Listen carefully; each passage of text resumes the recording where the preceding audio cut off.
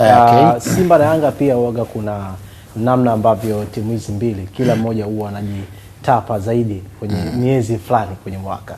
Kuna moja ni mbabe wa Januari, Februari, March, April, mwezi wa 5 wa 6, kila mmoja huwa na sehemu yake. Anasema kwamba akicheza mechi mwezi fulani ama siku fulani ama muda fulani huwa anapata matokeo chanya kupata ushindi. Na mechi hii inapigwa Machi moja, si ndio? Mwezi wa 3. Tuone Simba na Yanga katika mwezi wa 3 mambo yako vipi ki records.